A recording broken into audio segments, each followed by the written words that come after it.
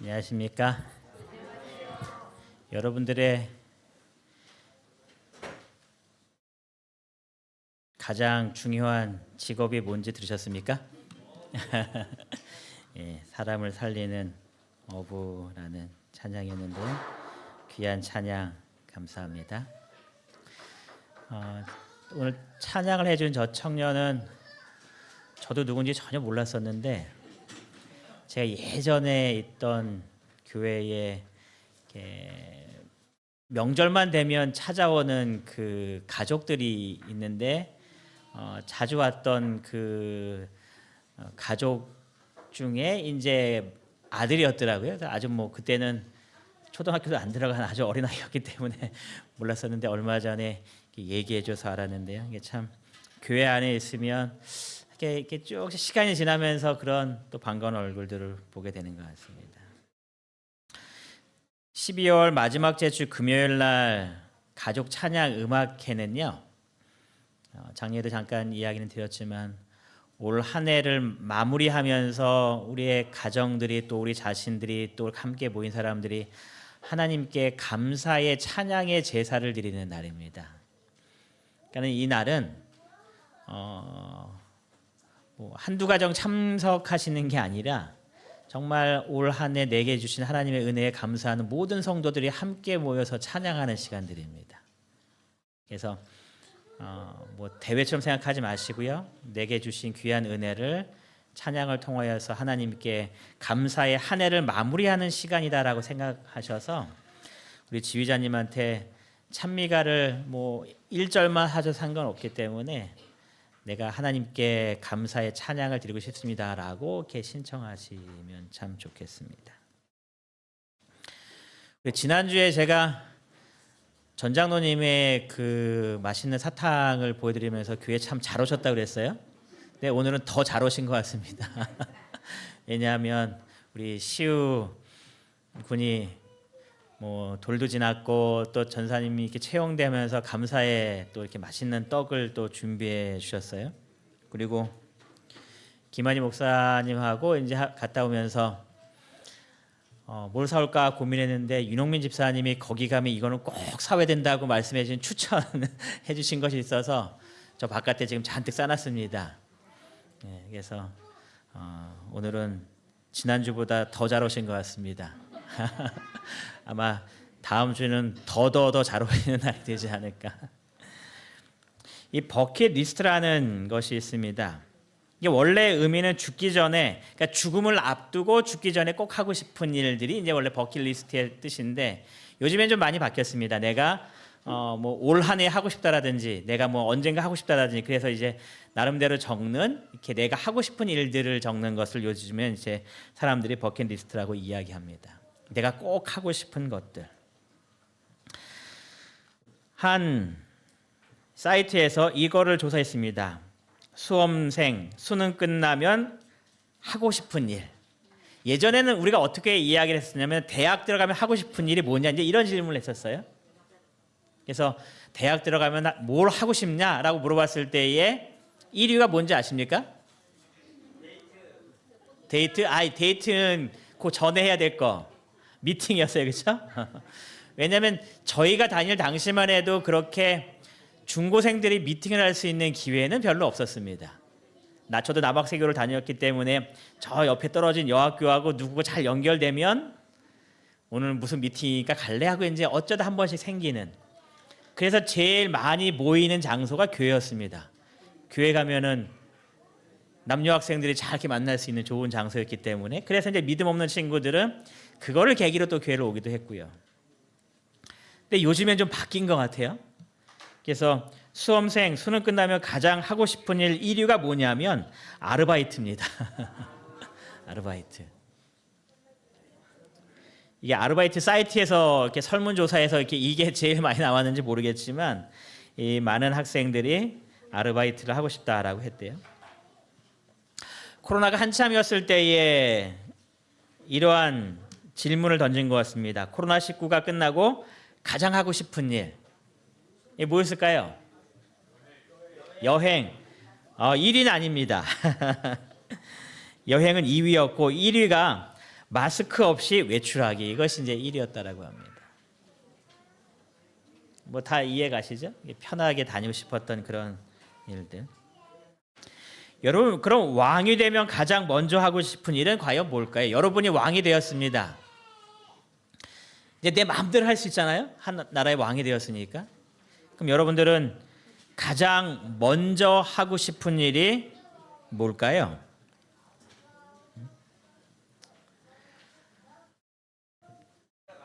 생각 안 해보셨습니까? 히스기야 왕에 대한 이야기를 오늘과 다음 시간에 좀 이야기하려고 하는데요. 히스기야 왕은 여러분들의 머릿속에 떠오를 때에 가장 선한 왕이라고 떠오릅니다. 그리고 가장 영적인 부흥을 이루었던 그 왕도 또 히스기야 왕이라고 생각하실 수 있습니다. 히스기야 왕이 된 이후에, 그러니까 왕이 된 첫 해에 제일 먼저 한 일은 과연 무엇이었을까요? 히스기야 왕이 제일 먼저 한 일이 있습니다. 히스기야 왕은 15살에 왕위에 올라서 29년 동안 통치했다라고 이야기합니다.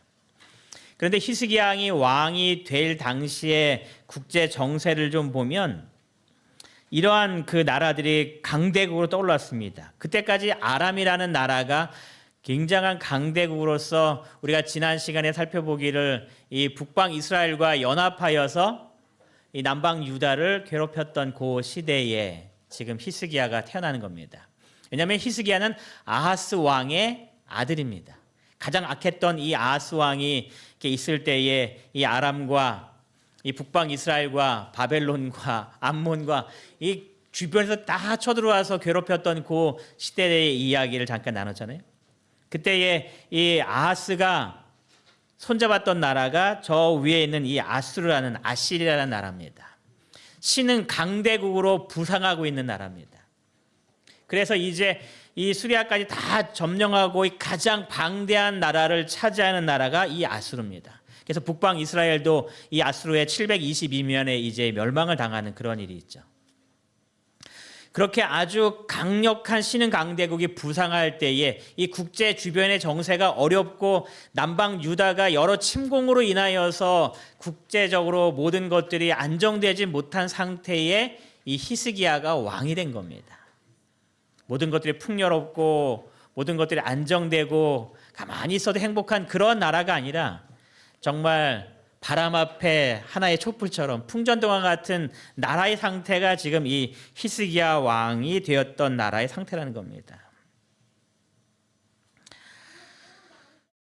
이럴 때에 히스기야가 왕이 된 뒤에 제일 먼저 해야 할 일이 과연 무엇이었을까요? 그의 마음속에 내가 왕으로서 어떤 일을 제일 먼저 해야 된다라고 생각을 했을까요? 유다가 어려움을 당하고 있는 이유가 국력이 약해서라고 분명히 생각할 수 있을 겁니다. 주변 나라가 워낙 강대국으로서 자꾸 쳐들어오니 그러면 머릿속으로 많은 군사들을 모집하고 또한 많은 군사훈련을 통하여서 아주 용감한 군사들을 만들어내고 또 무기들을 많이 만들고 또 성벽들을 많이 세워서 침공을 할지라도 방비할 수 있는 것들 다 준비해 놓고 또 음식들을 잘 준비하여서 오랜 기간 동안 전투가 된다 할지라도 식량 때문에 걱정하지 않을 만한 그런 나라를 만들어야겠다라고 히스기야가 생각할 수 있었을 겁니다. 그런데 히스기야가 한 것은 전혀 다른 일이었습니다. 우리가 일반적으로 우리가 이렇게 위기를 만나면 준비해야 될 것, 목록들을 쫙 세울 수 있는데 우리가 일반적으로 세운 목록과 히스기야가 세운 목록은 전혀 다른 목록이었습니다. 히스기야가 이 위기를 어떻게 극복하려고 제일 먼저 일을 하였는가? 역대하 29장 3절부터 10절까지에 있는 말씀을 제가 교독하면서 좀 보겠는데요. 역대하 29장 3절부터 10절까지에 있는 말씀을 제가 같이 좀 보시겠습니다. 제가 홀수절을 읽고 우리 성도님들께서 짝수절을 읽어 주시겠습니다. 역대하 29장 3절 제가 읽겠습니다.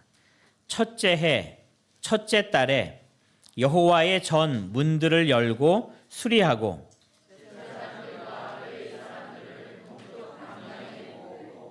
그들에게 이르되 레위 사람들아 내 말을 들으라. 이제 너희는 성결하게 하고 또 너희 조상들의 하나님 여호와의 전을 성결하게 하여 그 더러운 것을 성소에서 없애라.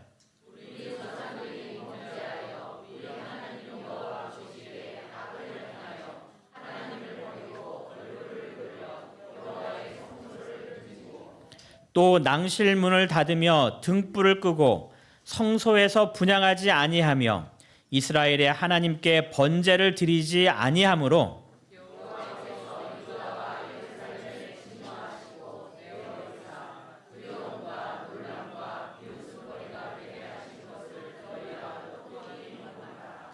이로 말미암아 우리의 조상들이 칼에 엎드러지며 우리의 자녀와 아이들이 사로잡혔느니라.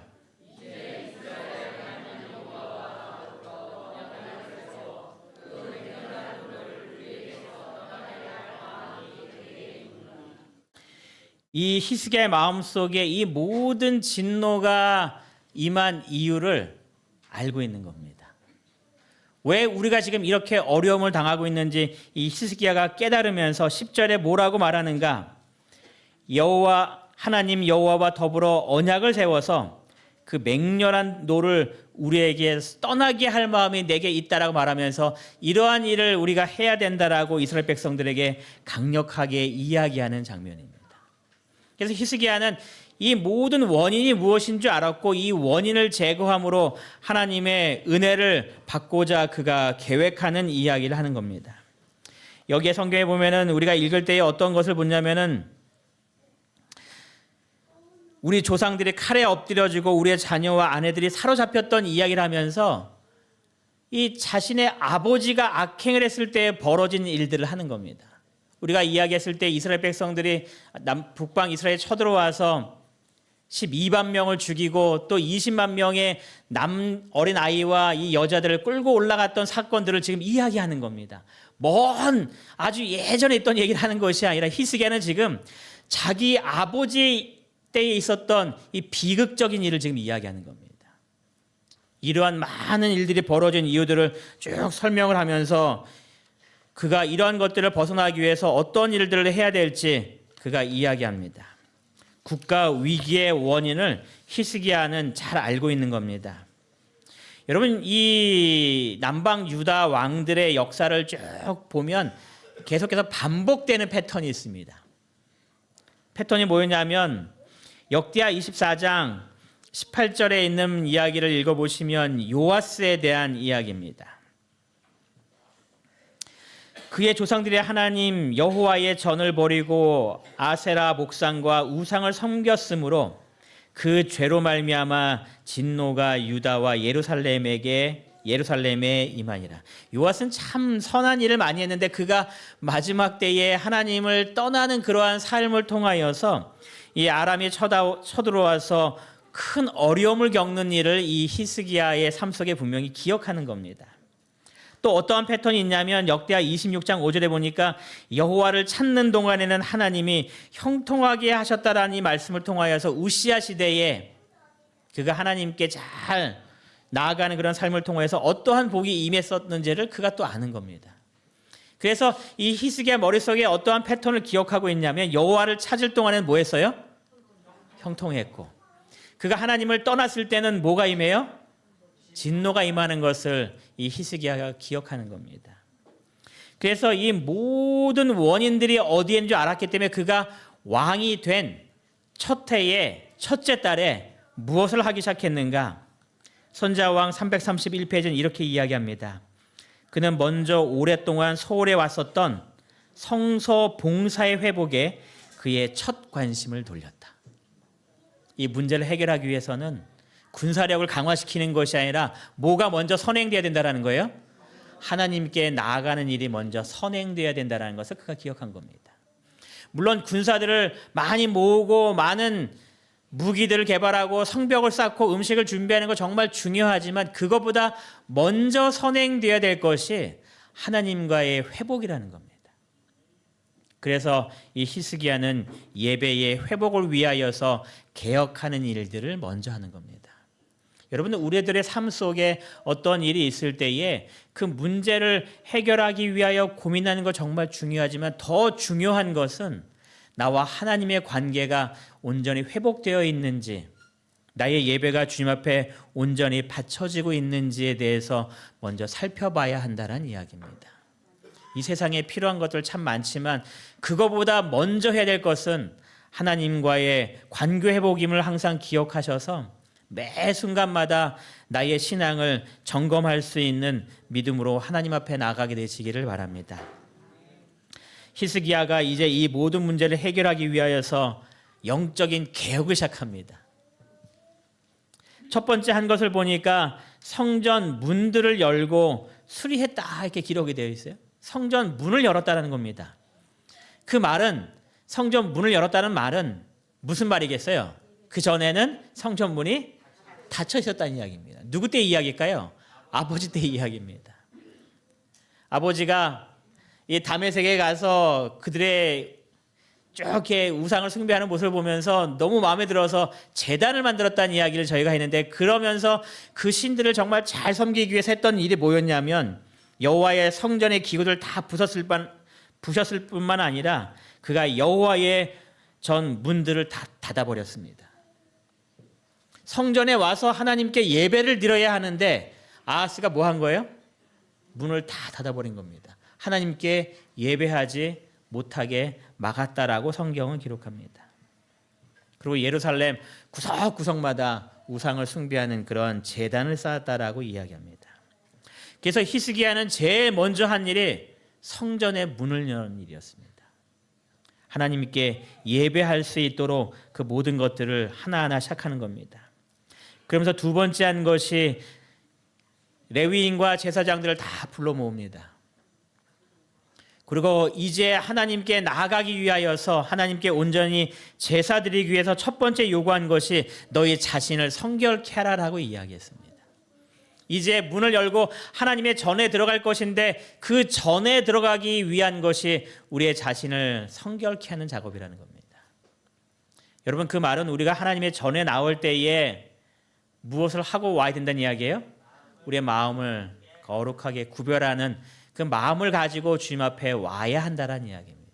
내 자신의 성결을 이루는 것이 우리 주님의 봉사를 하기 위한 일 중에 제일 먼저 이루어지는 일임을 기록합니다. 그리고 이제 주님의 전에 와서 주님의 일을 깨끗하게 성결케 합니다. 오랫동안 예배하지 않았기 때문에 무너진 것도 많았을 테고요. 지저분한 것도 많았을 테고요. 많은 것들이 황폐되어 있는 이 성전을 깨끗하게 하는 일들을 이제 히스기야 왕이 시작합니다. 며칠 전부터 이제 이문호 집사님이 어떤 이야기를 하냐면 패스파인더의 맨 마지막 활동을 뭐로 할까 고민하다가 이걸로 정했습니다 하는 이야기를 들으면서 어제 카톡에 이 그림이 올라왔어요. 이게 뭔지 아시겠죠?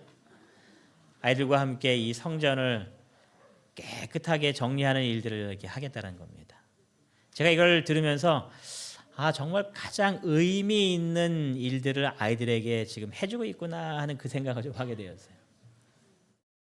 여러분, 우리가 이 성전을 정결케 한다는 이 생각은 학교에서 학교 지각해서 학교 교실 청소하는 개념과는 다른 겁니다. 이 성전이 정결하게 된다는 개념은 내가 무언가 잘못했기 때문에 그 벌칙으로 받아서 청소하는 그 개념이 아니라는 겁니다.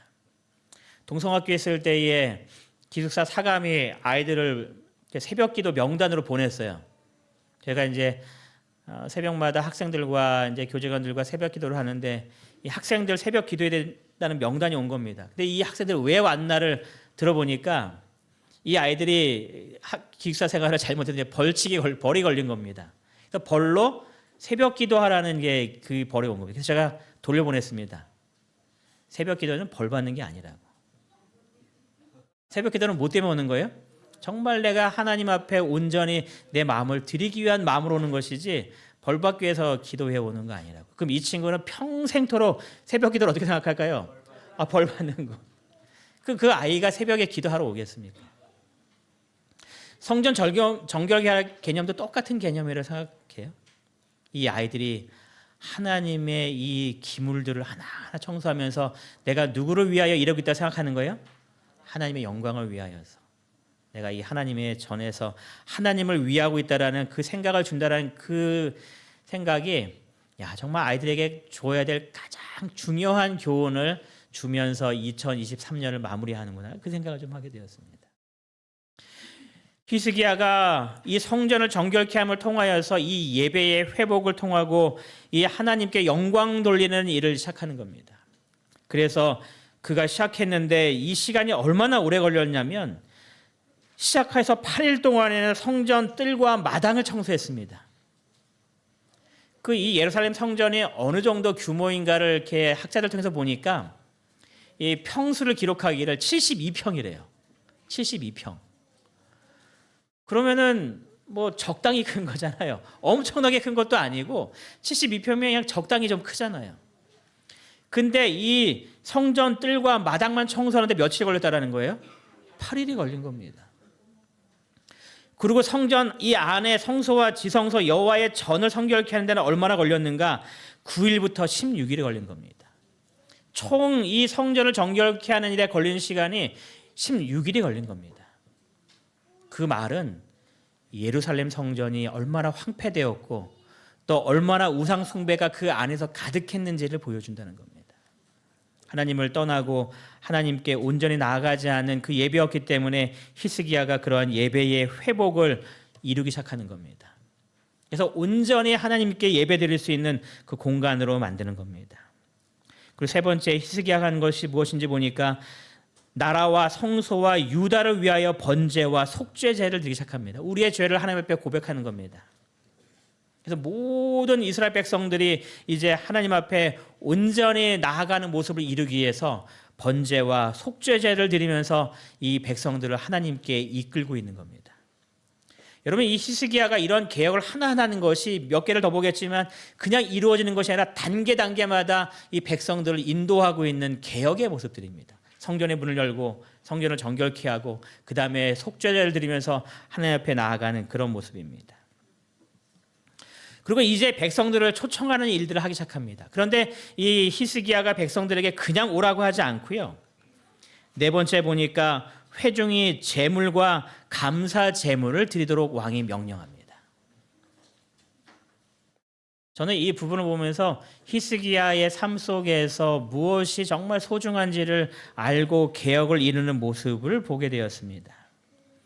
그냥 회중들을 다 모을 수 있습니다. 그냥 다 모아놓고 예배 드립시다 할 수 있습니다. 하지만 히스기야의 마음속에 무엇이 중요하다고 생각했냐면 모든 성도 각자의 마음속에 하나님께서 내게 주신 은혜가 얼마나 큰지를 스스로 기억하고 하나님께 나오는 것이 중요하다는 것을 안 겁니다. 그래서 히스기야는 유다 온 백성들에게 명령하는 겁니다. 제물과 감사 제물을 하나님께 드려야 한다.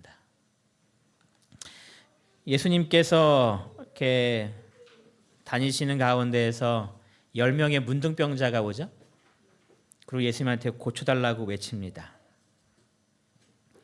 그래서 예수님께서 그 10명의 문둥병자를 다 고쳐주십니다. 근데 그들이 제사장에 가는 동안 자신이 깨끗함을 받는 것을 경험합니다. 그 다음에 어떻게 됐나요? 분명히 10명이 가다 고침을 받았는데 한 명만 돌아옵니다. 그리고 한 명이 돌아와서 주님께 감사의 이야기를 하죠. 그때 예수님께서 이렇게 물으십니다. 예수께서 대답하여 이르시되 10사람이 다 깨끗함을 받지 아니하였느냐? 그 9은 어디 있느냐? 그 9은 어디 있냐? 이렇게 묻죠. 저는 그 다음에 어떤 구절을 더 삽입하기 원했냐면 9이 다시 문둥병에 걸렸다. 이걸 삽입하고 싶었어요. 그 얼마나 감사함을 모르는 그런 사람들입니까? 문둥병은 절대로 고칠 수 없는 천형이었습니다. 어느 누구도 고칠 수 없는 병을 예수님께서 고쳐주신 겁니다. 가정으로 돌아갈 수 있죠. 자신의 삶을 정상적으로 회복할 수 있는 정말 이 세상 가장 큰 축복을 받은 겁니다. 그러면 정말 주님께 와서 얼굴을 땅에 묻고 감사단 말을 수백 번 외쳐도 부족할 그런 모습인데 다 어디 간 거예요? 다 각자 자기의 삶으로 돌아간 겁니다. 돌아온 사람은 사마리아인 한 사람이었다라고 성경이 기록합니다.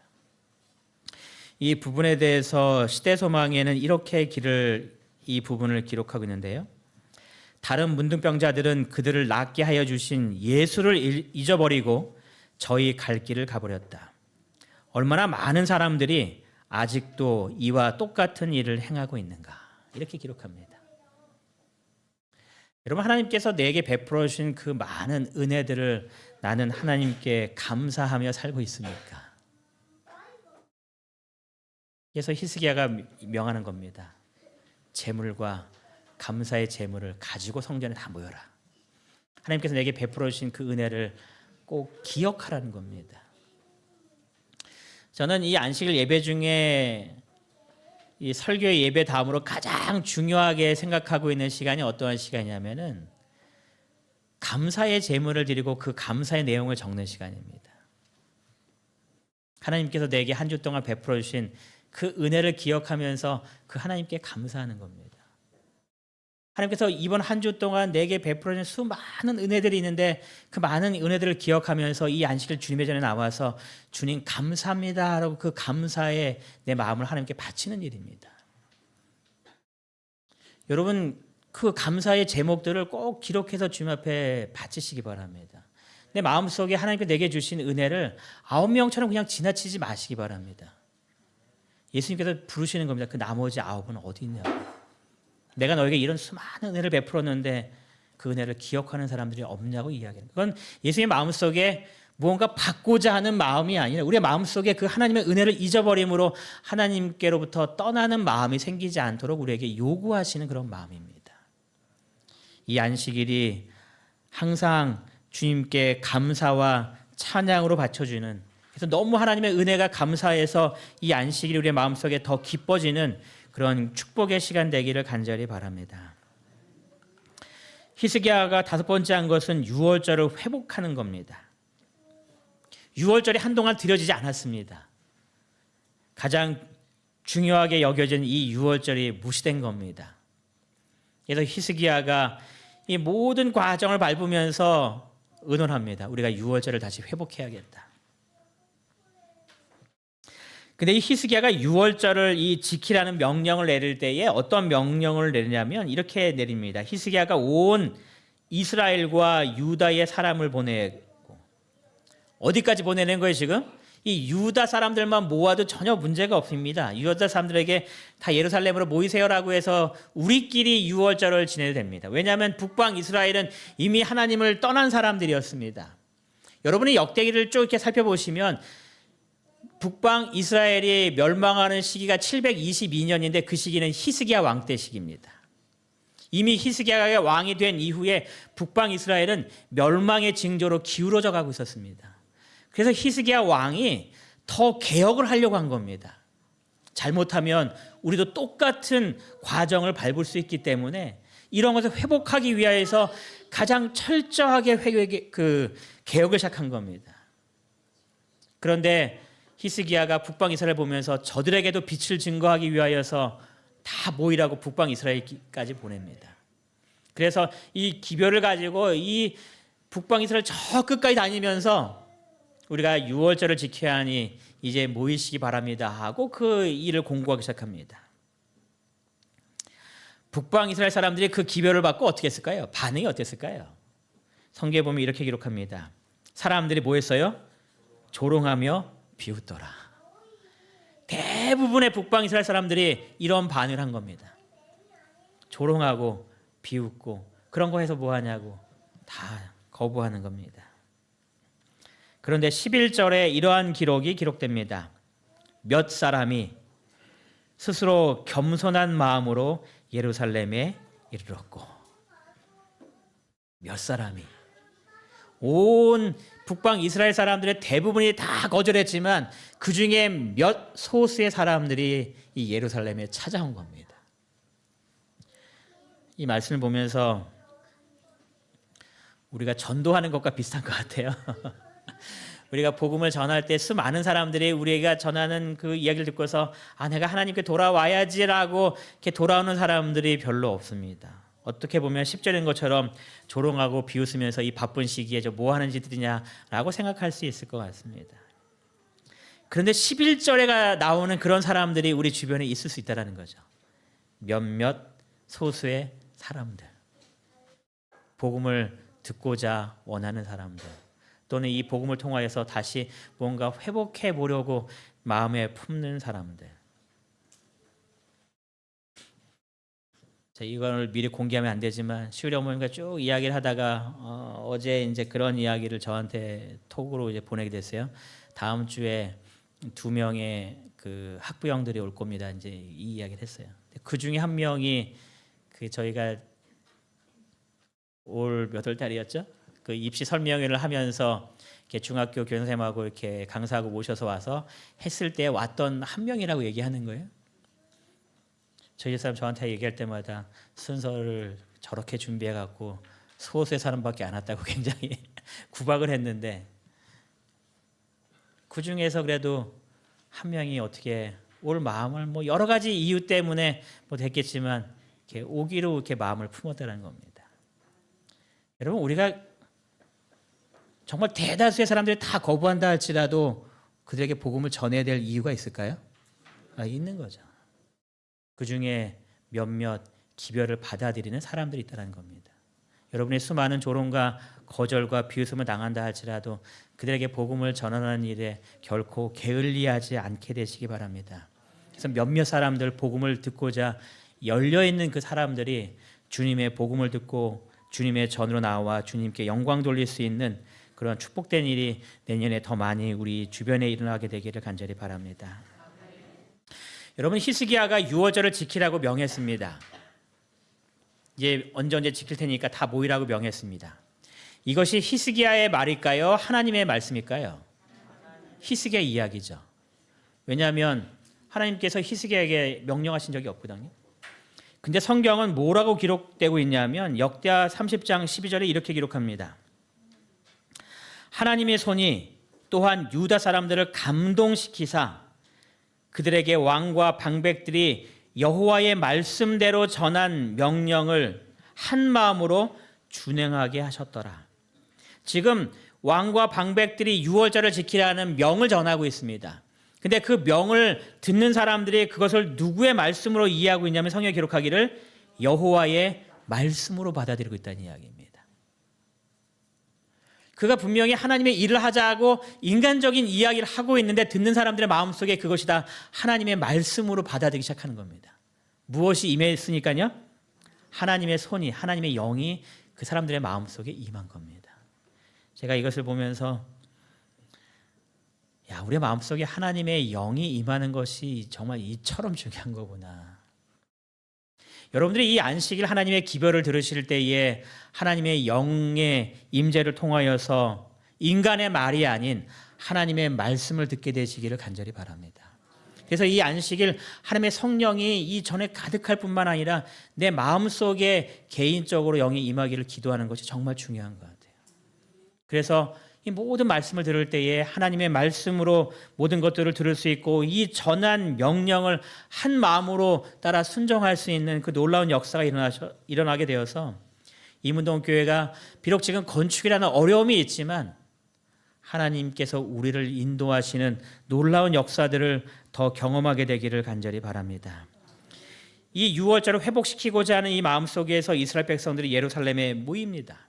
그들이 이러한 경험들을 통해서 어떤 일을 시작하냐면 무리가 일어나 예루살렘에 있는 제단과 향단들을 모두 제거하여 기드론 시내에 다 던져버렸다고 기록합니다. 이전에 제사장들이 이 성소의 회복을 위하여 봉사했다면 이제 이스라엘에 있는 모든 사람들이 이스라엘 지경 내에 있는 예루살렘 지경 내에 있는 모든 우상을 섬기던 모든 것들을 다 제거하는 일들을 이제 백성들이 시작하는 겁니다. 그래서 이제 온 유다에 어떤 일이 벌어졌냐면 이 성소의 정결뿐만 아니라 이스라엘 전 지역에 있는 이 모든 지역들을 이스라엘 백성들을 통하여서 정결케 하는 놀라운 일들이 이제 벌어지기 시작하는 겁니다. 그래서 온전히 하나님만을 따라갈 수 있는 분위기가 이 성전뿐만 아니라 이 유다에 있는 모든 사람들의 마음속에 자리 잡게 되는 일들이 벌어지기 시작하는 겁니다. 그래서 이제 이들이 모인 것을 이렇게 기록합니다. 둘째 달에 백성이 무교절을 지키려 하여 예루살렘에 많이 모이니 매우 큰 모임이었다. 엄청나게 많은 숫자가 예루살렘에 모였다라고 기록합니다. 근데 여러분들이 기록을 보면서 한 가지 의심이 가야 돼요. 뭐가 바뀌었을까요? 지금까지 제가 계속 유월절 얘기했거든요. 근데 갑자기 무교절을 지키려 하여 이렇게 모였다고 돼 있어요. 뭐 아시는 분은 다 아시지만 저희가 내년에 이 절기와 성소 문제를 이렇게 공부하는 시간에 더 자세하게 말씀드리겠지만 이 유월절의 시작이 무교절의 시작입니다. 그래서 유월절을 지키고 그날 저녁부터 시작해서 이제 무교절이 7일 동안 시작됩니다. 그래서 이스라엘 백성들이 무교절을 지키려 하여 모였다는 이야기는 유월절을 지켰다라는 이야기와 동일한 이야기입니다. 이 무교절이 왜 무교절인지 아시죠? 누룩을 넣지 않은 떡을 먹는 겁니다. 그런데 유월절이 시작될 때에 이스라엘 사람들에게 무엇을 요구했냐면 집안에 있는 모든 누룩들을 다 어떻게 했어요? 제거하라고 했습니다. 그래서 이 유월절이 시작되면 그 가정에는 전혀 누룩이 없는 상태에서 이제 7일 동안 가게 되었고 그래서 그 절기를 무교절이다 이렇게 부른 겁니다. 누룩을 넣지 않는 떡을 먹는 주간이었기 때문에. 그래서 이들이 유월절을 지키기 위해서 이 무교절에 다 모였다는 그 뜻이 똑같은 의미로서 되어 있습니다. 그들이 일주일 동안 이 무교절을 하나님께 예배했습니다. 이 무교절의 의미는 어떠한 의미가 가장 강하냐면 이스라엘 백성들이 이 애굽에서 하나님께서 자유를 주신 것과 마찬가지로 이제 이 고난으로부터 구원받은 것을 기쁨으로 은혜를 누리는 이 주간이 바로 이 무교절의 큰 의미였습니다. 죄로부터 구원받은 큰 감사의 주간입니다. 하나님께서 나를 이렇게 인도하신 것에 대한 감사와 찬양이 있는 주간이 이 무교절 주간이었습니다. 그래서 그들이 쓴나물을 먹고 하는 모든 것들이 이 죄악 세상에서 우리가 얼마나 고통당했는지를 기억하면서 그 가운데서 우리를 구원해 주신 하나님의 은혜가 감사하다 하면서 이 무교절을 일주일 동안 지내는 겁니다. 그러니 감사와 찬양이 이스라엘 지역에 넘쳐난 겁니다. 이들이 일주일 동안 무교절을 다 지켰습니다.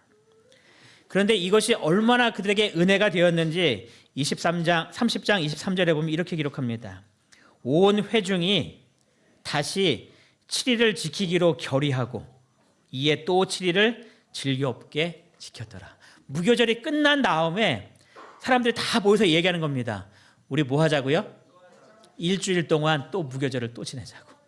그러니까 여러분 한동안 지키지 않아졌던 이 하나님께서 우리에게 주신 이 기쁨의 말씀의 은혜들이 그들의 마음속에 충만해진 겁니다. 그래서 이것을 보면서 어떤 생각했냐면 기도주를 마친 다음에 교인들이 다 모여서 우리 기도주를 일주일 더 합시다. 전도를 마친 다음에 우리 일주일 더 합시다. 제가 목회 그 3년 차 때인가 그 일들이 좀 있어요. 이렇게 교회하고 사경회 하기로 했는데 분명히 저하고 이야기하시기를 우리는 저녁만 할 테니 다른 거 준비하지 마세요라고 해서 이제 저녁만 하기로 가서 이제 간 겁니다. 근데 저녁에 집회를 끝나고 첫날 장로님이 앞에 나오셔서 하시는 말씀, 우리가 낮에도 해야겠으니 몇 시까지 모이시기 바랍니다 하고 저와 상의도 하지 않고 혼자 나가셔서 이렇게 발표를 해버리시는 거예요. 그리고 제가 그 일주일 내내 밤샜습니다.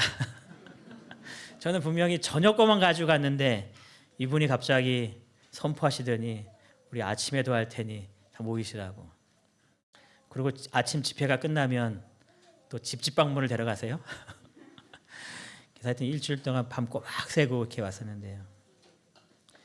우리의 마음속에 이렇게 말씀을 더 듣고 싶은 그 은혜가 좀 있으면 참 좋겠다 생각이 좀 드는 겁니다. 제가 일부러 설교를 좀 길게 한다고 몇몇 사람들한테 이야기해요.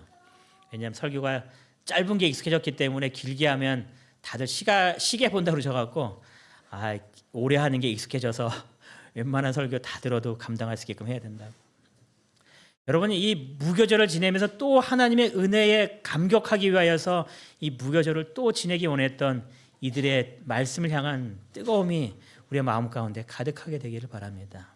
그래서 이 말씀을 펴고 이 말씀에 집중하기 위해서 이 모이는 모임들이 내년에 이 소그룹 가운데 더 풍성한 은혜로 모이게 되는 귀한 은혜가 이 교회에 가득하게 되기를 바랍니다.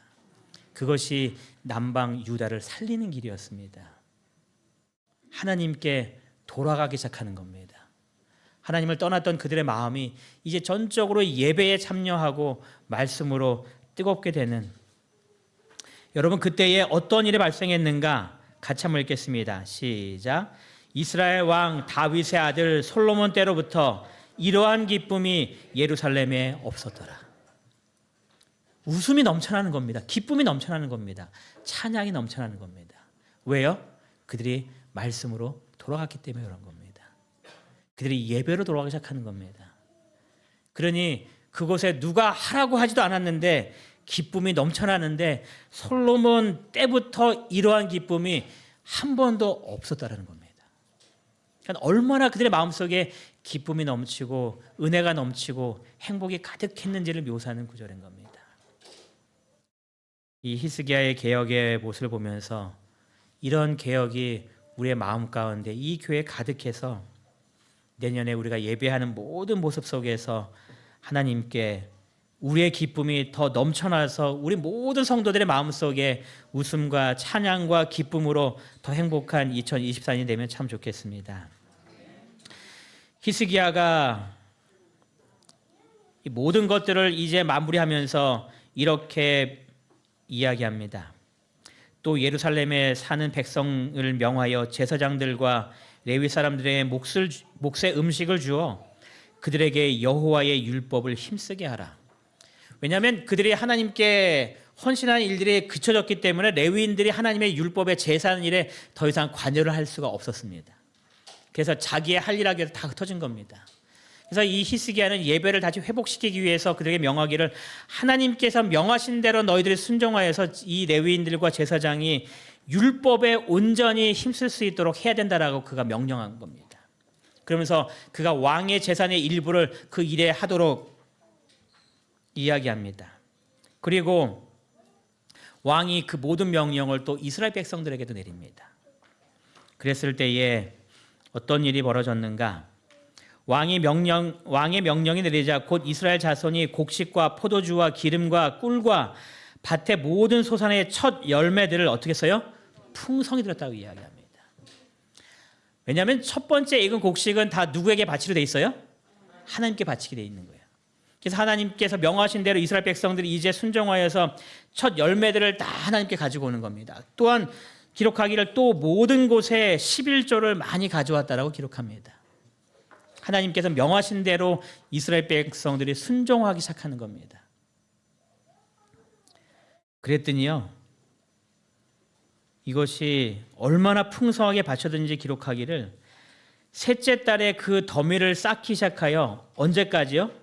7째 달까지 쌓기 시작하는데 뭐 엄청나게 산을 이루면서 그것을 쌓기 시작하는 겁니다. 계속 모든 것들이 모이기 시작하는 겁니다.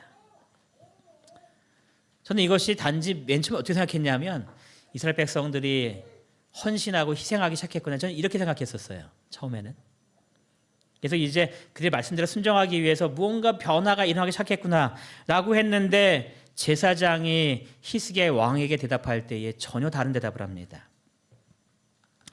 같이 읽겠습니다. 사독의 시작. 사독의 족속 대제사장 아사랴가 그에게 대답하여 이르되 백성이 예물을 여호와의 전에 드리기 시작함으로부터 우리가 만족하게 먹었으나 남은 것이 많으니 이는 여호와께서 그의 백성에게 복을 주셨음이라. 그 남은 것이 이렇게 많이 쌓였나이다. 이렇게 많이 쌓인 이유에 대해서 제사장이 뭐라고 이야기하냐면 여호와께서 그의 백성에게 어떻게 하셨다고요?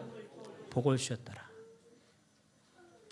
여러분, 그렇게 달마다 계속 쌓이는 것이 그들이 갖고 있는 것을 그냥 끊임없이 그냥 꺼집어낸 그 이유가 여호와께서 그에게 수많은 복을 주셨기 때문에 그것을 감당할 수 있는 능력이 생겼기 때문이다라고 이야기하는 겁니다.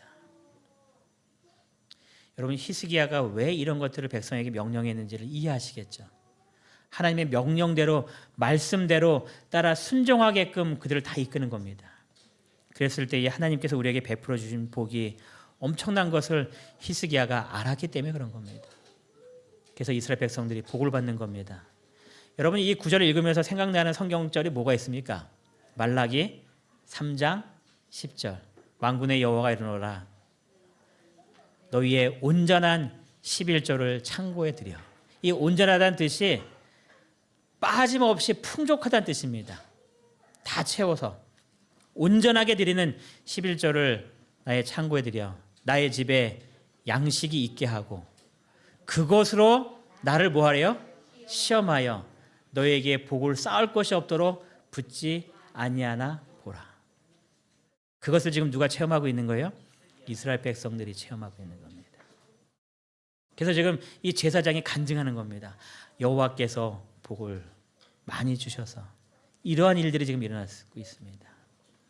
이러한 동일한 역사가 우리 모든 이문동교회 성도님들의 가정에 일어나게 되기를 간절히 바랍니다. 예배의 회복을 통하여서 하나님께 나아가시고 말씀을 철저히 따라 순종하셔서 하나님께서 우리에게 주기 원하셔서 계획하셨던 이 수많은 축복들이 우리의 삶에 가득하셔서 내년에 우리 교회의 모든 성도들의 가정에 큰 기쁨이 넘쳐날 뿐만 아니라 하나님께서 가득 채워주시는 하늘의 복을 풍성히 받고 주님께 영광 돌리시는 우리 모든 성도님 되시길 바라면서 말씀을 마치겠습니다.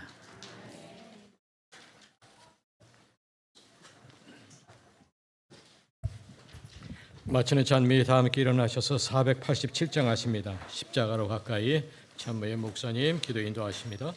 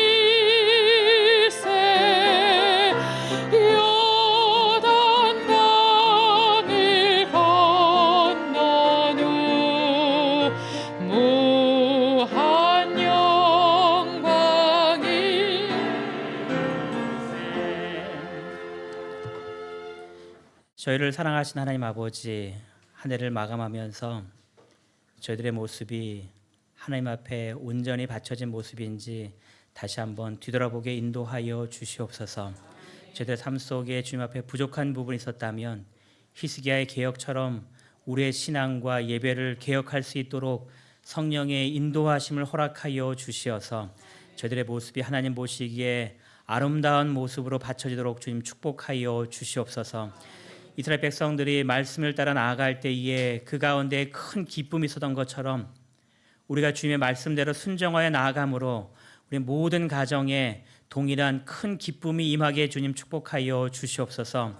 말씀에 순종하여 나아갈 때에 하나님께서 그들의 가정에 복을 주셨던 것처럼 우리 모든 이문동교회 성도들의 가정에 하늘의 풍성한 복을 허락하여 주시어서 2024년은 기쁨이 넘치며 모든 이 세상적인 복을 통하여서 주님께 더 감사와 찬양이 넘치는 축복의 한 해 되도록 주님이 인도하여 주시옵기만을 저희를 사랑하시는 예수님의 이름으로 감사하며 기도드리옵나이다. 아멘.